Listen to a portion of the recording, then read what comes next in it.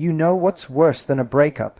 It's when you're grieving someone you never even dated. Sounds ridiculous, right? You can't break up with a fantasy, but somehow it hurts just as much, sometimes even more. Because in your mind, you already built the whole movie. You imagined the relationship, the late night talks, the trips together, maybe even the family dinners, and then reality hits. That story never actually existed. It only lived in your head, and now you're left trying to let go of someone who was never really yours. So, letting go of someone you never had isn't about pretending it didn't matter. It's about realizing it mattered enough to teach you something, but not enough to keep you stuck. Stop waiting for someone to pick you.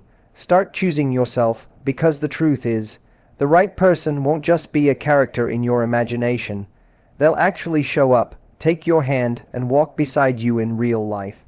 And when that happens, you'll look back and think, why on earth was I holding on to someone who was never mine in the first place?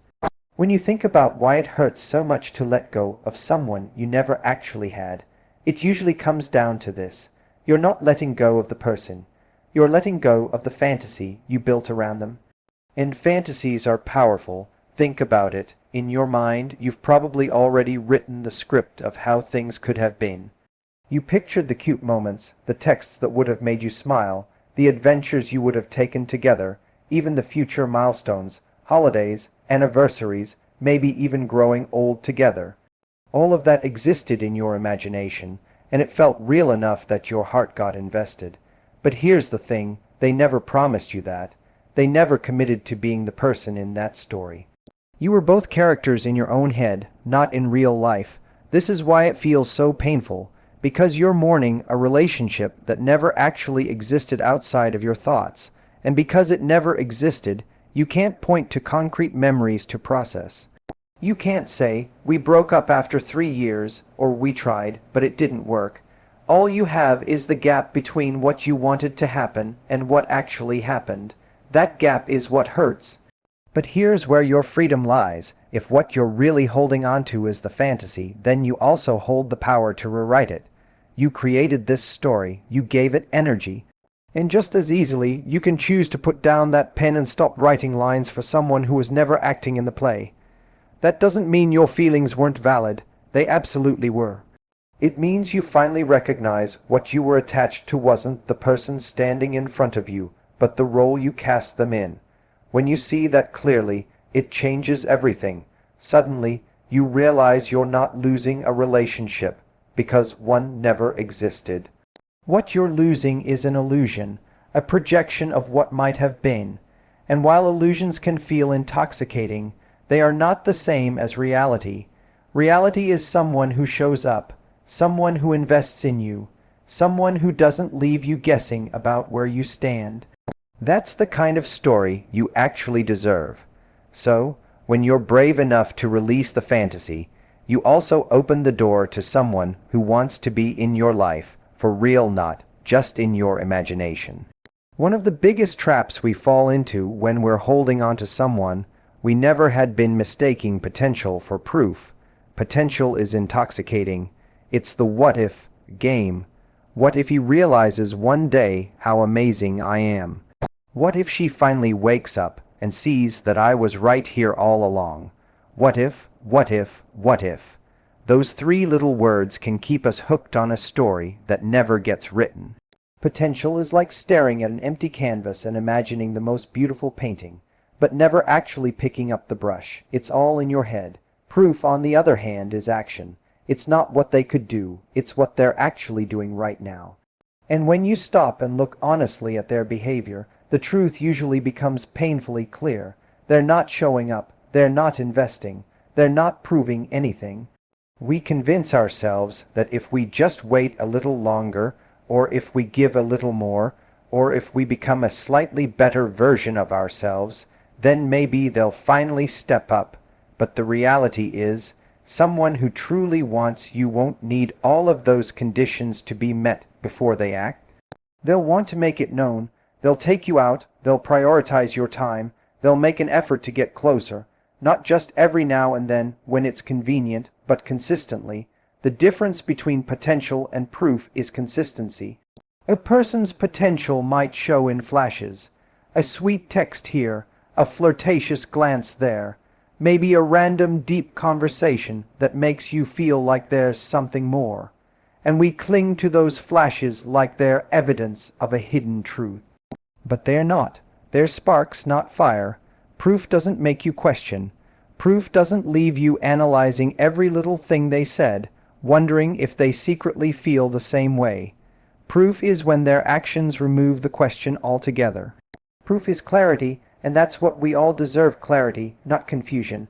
When you keep holding on to potential, you're essentially betting on a version of them that doesn't exist. You're building your emotional home on a foundation that's not even there.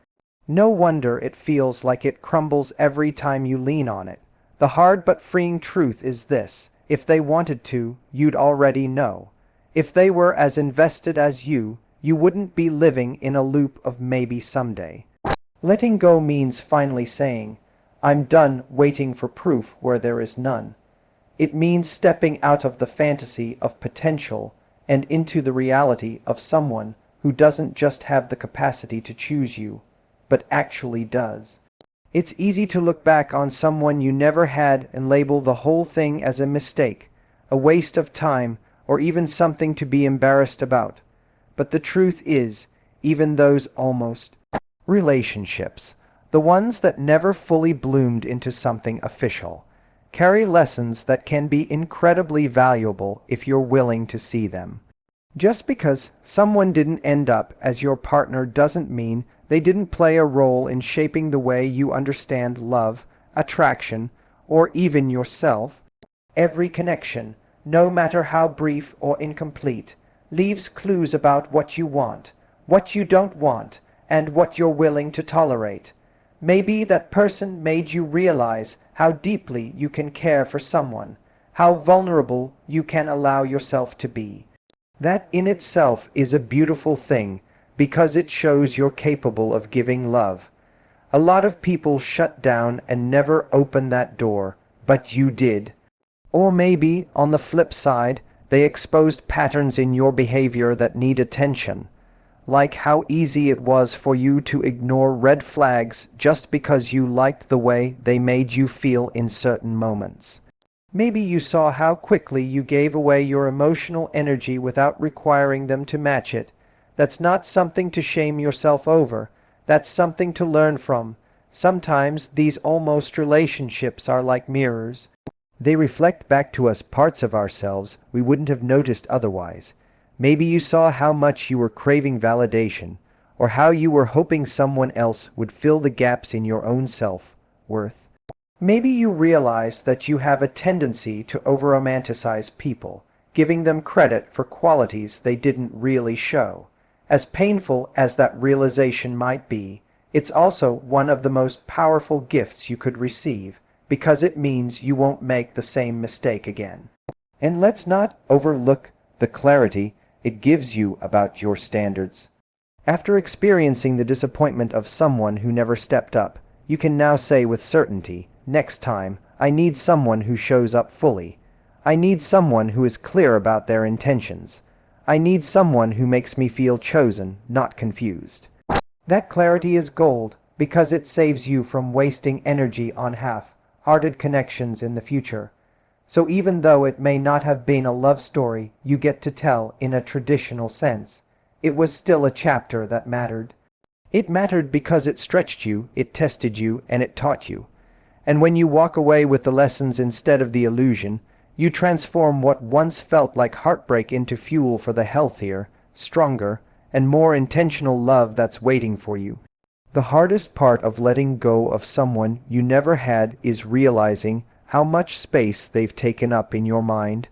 You replay conversations, dissect every glance, and imagine alternate scenarios where things went differently. It's like they became the main character of your story, even though in reality they weren't even showing up fully in theirs. And this is where the real shift has to happen. You need to reclaim your power by putting yourself back in the spotlight. Right now, it's as if you're giving away your stage to someone who doesn't even know their lines. They're not delivering, yet they're stealing all the screen time. You don't need to erase them with bitterness or anger. You just need to decide that the role of the leading character belongs to you again. When you stop making them the center of your narrative, everything changes. Instead of asking, "Why don't they want me?" you start asking, "What do I want for myself?" That shift is powerful because it takes you out of a place of waiting and puts you into a place of creating. You stop waiting for a text that may never come, and you start planning experiences that fill you with energy. You stop waiting for them to notice your worth, and you begin proving your worth to yourself by the way you treat your own life. That could mean pouring yourself into passions you put aside, reconnecting with friends who remind you of your value, or trying new things that excite you. The more you invest in yourself, the less room there is for someone who never truly invested in you. This isn't about distracting yourself. It's about building a life so rich, so vibrant, that someone who only offers crumbs no longer feels tempting. Imagine walking into a room where you're so full of your own joy, purpose, and energy that you don't need anyone to validate your presence. That's what happens when you shift the spotlight. People who are meant to be in your story won't be threatened by it. They'll be drawn to it. They'll want to stand beside you, not in the shadows, but as equals sharing the stage. The beauty of this approach is that it doesn't just help you move on. It elevates the kind of love you attract in the future. Because when you're the lead in your own life, you won't settle for someone who treats you like a side note. You'll naturally align with someone who sees your value, matches your energy, and wants to walk with you fully, not halfway. And that's the kind of relationship that doesn't just exist in your imagination. It becomes real because you chose yourself first. Letting go of someone you never had is not about denying the feelings you experienced. It's about honoring them while also recognizing they were built on a foundation that didn't exist in reality. Your emotions were real.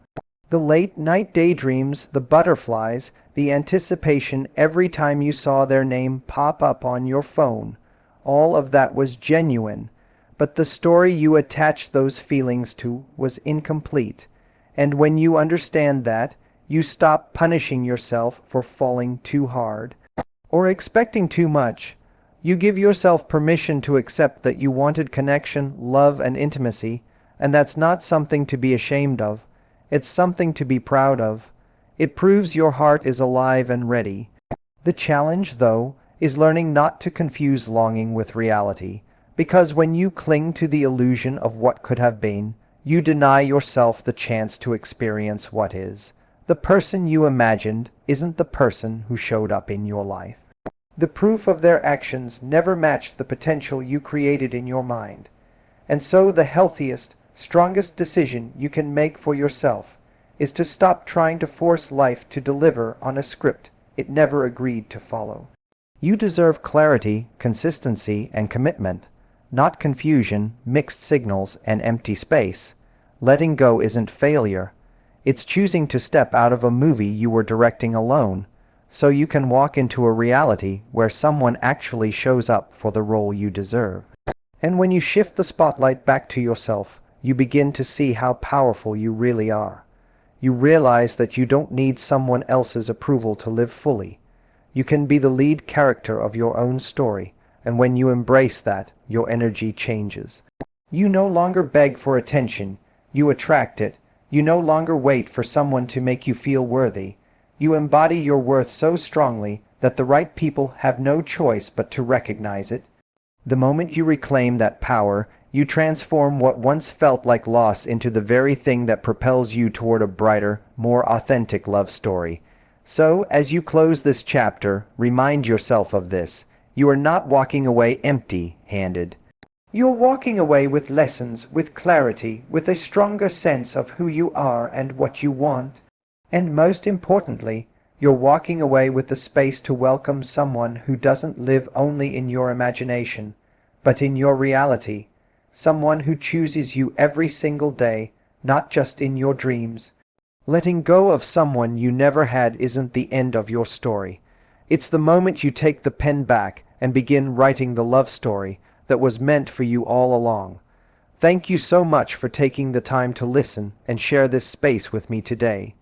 I truly appreciate your presence, your energy, and your willingness to reflect on something so deeply personal and universal. If this message resonated with you, I hope you carry it with you, not as just words, but as a reminder of your strength, your worth, and your ability to write your own story. As we wrap up, remember, letting go isn't losing, it's making room for what's real, what's true, and what's meant for you. So be kind to yourself in this process, give yourself grace, and know that you are never alone in this journey. Thank you again for being here with me. Take care of yourself, keep choosing you, and until we connect again, good. Bye and much love.